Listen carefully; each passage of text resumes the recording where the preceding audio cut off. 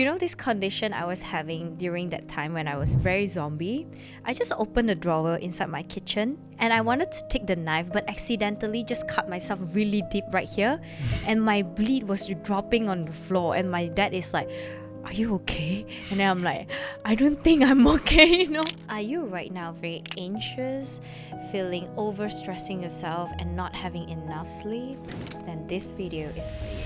Welcome back to None of Your Business, where 50% of the world is none of my business, another 50% is none of your business. So Rashad, have you heard of Gucci?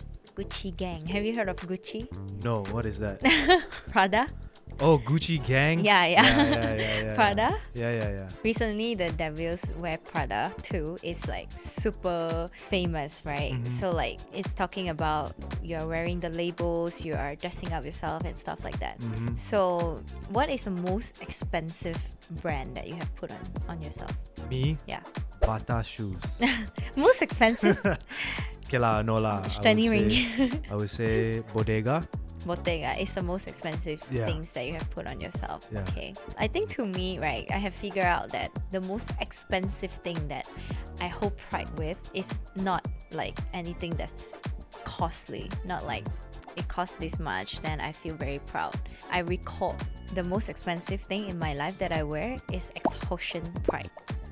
Oh. Yeah, that's my pride, you know? That was Okay. once my pride.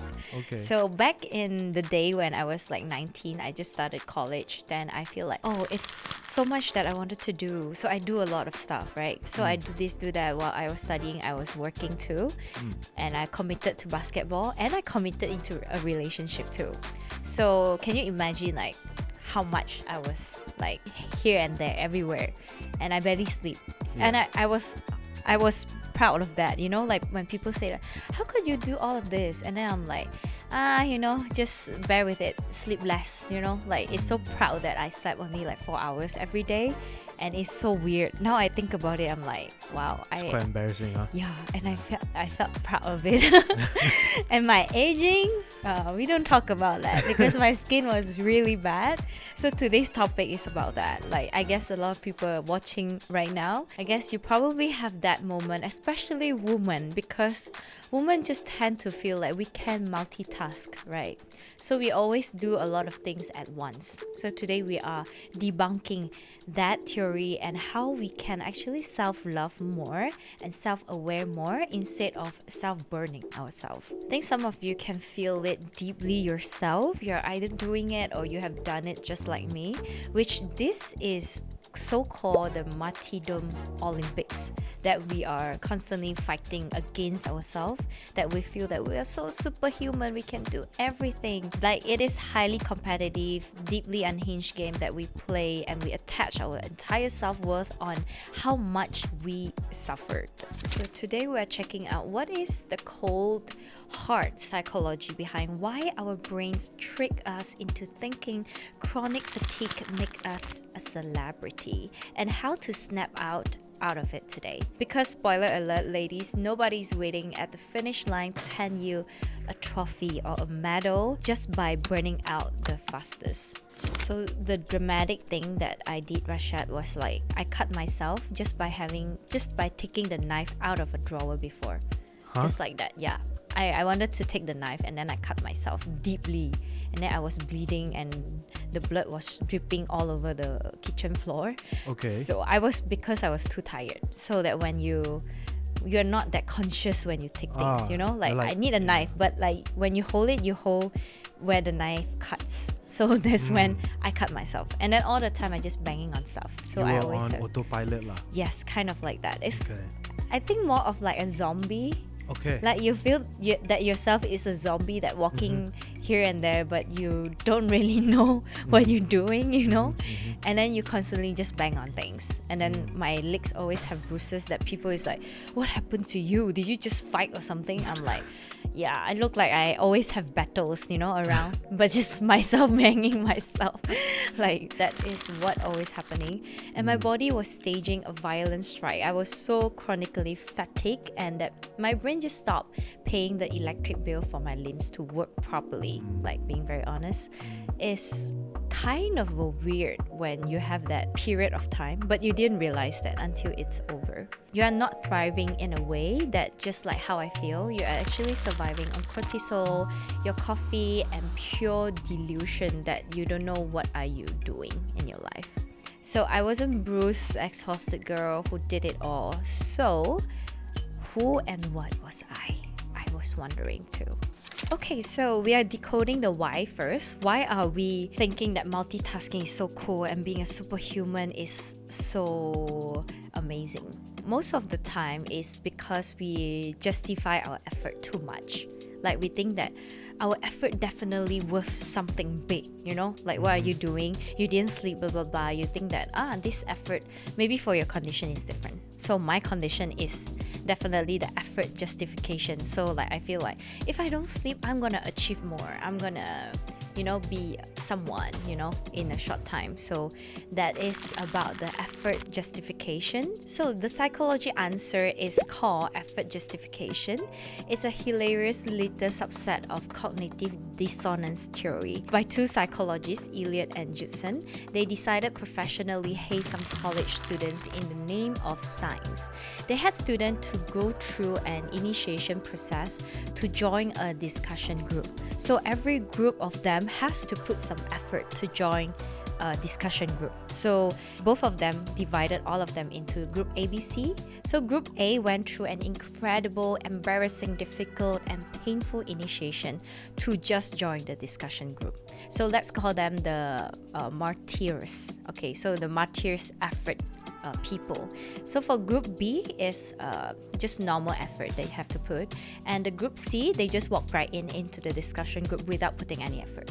So the researcher deliberately made the discussion group the most boring, mind-numbing, dull experience on earth. That's the most boring discussion group all of them had ever joined. So then they have this feedback to take from group ABC itself. So like they ask, okay, so what do you think about just now the discussion group that you have just joined? So group A is the one who gave all 5 stars. Like, I had the best experience. I enjoy it so much and I learned something, So the group C is like meh. Group B is also like meh because they felt boring, right? But why is that group A is giving a 5-star? Because of the effort they have put in. Because they feel like, I have done so much. I put this, I do this, I talk to everyone just to join the discussion group. And of course, that's gonna be amazing, right? Yeah. So I think their expectation just make them feel like this is gonna be amazing, but it's so boring. But they still have to put like 5 stars just to justify their effort themselves. So this is the first experiment that we realize that why we are doing that, and we feel proud and honor when we are suffering. So I was brainwashing myself too, as I mentioned. The discomfort of non-performance is also part of the reason. So psychologists call this performance-based self-esteem. This is number 2. When you tie your worth to what you do instead of who you are, taking a nap feels like bomb threat. Like you feel guilty, you feel too much to take a nap sometimes if you're just too tired. So if you stop producing, your brain rings a bell that telling yourself you are not worthy, you are not producing anything, you are not using yourself well enough. So we are overworked because we're terrified of sitting alone with our own thoughts without a to-do list to dethrone us in that way. So the action plan, we comes to a solution part where we can talk about, based on science back, how can you overcome this? So here is the 3 science back. Number 1 is fire the pack mule and hire bouncer. It sounds complicated, but basically it's just make your ego lower and in love with your own endurance. We need a breakup. In cognitive behavior therapy, which is called CBT, we use cognitive restructuring to fill in the script yourself. That you always talk to yourself. You used to talk to yourself in that sense. I'm valuable because I can handle this, I can do that, I can also do this, I can do everything in the world that if I wanted to do. So the new belief that you have to put in yourself today is, I'm valuable, therefore I aggressively guard my energy for the things that matters. So you need to make the word no your ultimate power move now. Have you heard of Warren Buffett once said something that he gave advice to students in a talk. So he was like, the most important thing for you is not the to-do list, is not to-do list. What not to do list? Yeah. And then he's like, the most of the time I say no because I know exactly what I want, and saying no is very, very important, right? So what I have done is like, I've never do it anymore with that sense of like, I can do it, you know. It's always like, I can do it. That's why we ended up with so many things in hand. At the same time, you actually cannot cope with it, but you just force yourself to finish it, right? So I think saying no is part of the important lesson that I've learned, and I guess a lot of people have learned that too throughout our life, right? How to say no and how not to do things. So try to shift your ego from being an overworked packed mule of being the VIP bouncer of your own life. If the vibe is off or the club is full, the velvet rope stays closed. Say no to the things that you couldn't cope today. And second, we need to know about the rage cleaning diagnostic, which is rest resentment test. So it's very easy. Just look at yourself in the mirror, notice how you feel when you see someone else genuinely resting. Say you see your husband is laying on the couch, you feel annoyed because why are you not doing something, right? So sometimes that's the condition because we didn't realize that we feel annoyed. But now you have to just self-test yourself. When you look at someone resting or doing nothing, are you annoyed with that? Does it secretly just frustrated you? So psychology tells us that if other people rest triggers your resentment, it is not because they are crazy or you are crazy, okay? It is because you are experiencing this effort justification. You are furious that they gave themselves permission to chill while you are busying and coping everything yourself. Use that resentment as a flashing check engine light. Your brain is literally telling you, hey, we're jealous, but go lay down. Okay, this is number 3.